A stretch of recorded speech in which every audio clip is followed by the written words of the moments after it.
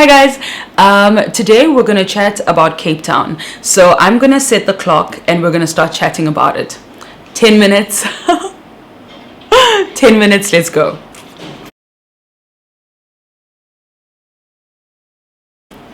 So how long was I in Cape Town? Way too long. Like, I was supposed to be there for a week. I ended up being there for like a month or 2 months. It felt like a small part of forever, but it was probably the best part of my trip. I loved every single part of it. Where did I stay? I stayed on the Falls Bay side. So sometimes it was in Komiki, sometimes it was in Capri Village. How did I find my accommodation? I used Airbnb. And luckily I was able to find a family that I vibed so well with, and that just meant that every single time I was in Cape Town, I stayed with them through Airbnb.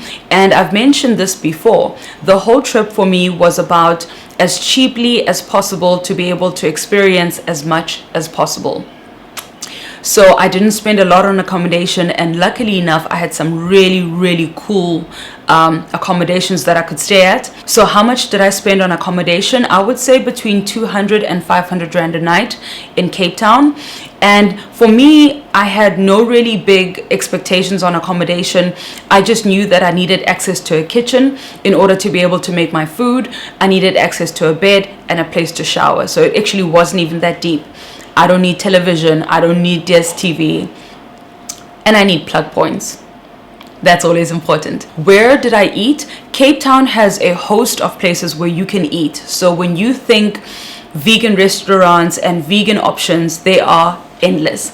But I would love to shout out the one place that I ate at the most, and I loved the most. Delbrook Cafe. They have this amazing vegan cake, which is so delicious, but they also have like these big cups of coffee. And I love my oat milk coffee, and they had those, and you can just sit there and work and enjoy coffee for breakfast, lunch, and dinner. But they also have amazing chickpea options. I love chickpeas and just hummus and falafels and all the things that I love. So I love their vegan menu, and I was there a lot.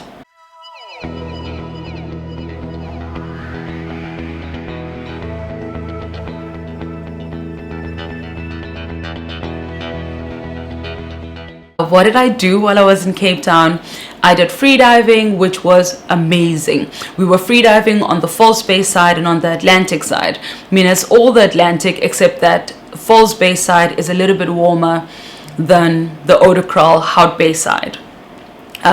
We had some incredible viz, but we also had just some amazing sunrise dives where viz was 0, but company was 100, and the sun was 100. We all know this. She remains that. So we went freediving, went kayaking for my first time, and that's when Bestie and I also got an opportunity to spend time together, and it was amazing.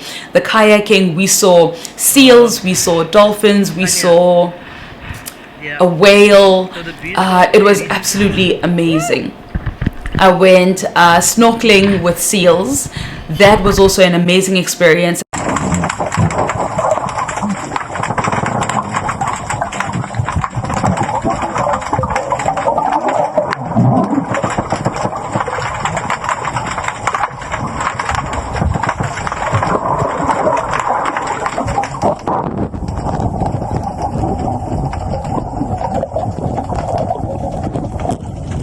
It was my second time going snorkeling with seals, and it was absolutely amazing. However, the water was very cold. What is amazing about the seal snorkeling, guys, is that they give you all your gear. So you get your suit, your fins, your mask, your snorkel, the whole gear. And it was absolutely amazing. But of course, you know, the greater the visibility, often enough that just means it's cold. So just stay prepared for that. And you know what, at the end of the day, if you need to get out of the water and just observe from the surface, it's just as phenomenal, because observing this incredible seal colony and watching the seals interact with each other, for me, is something that is still so incredible. I went hiking on Chapman's Peak with my Airbnb humans. And that's what I loved. My Airbnb humans in Cape Town are outdoors people.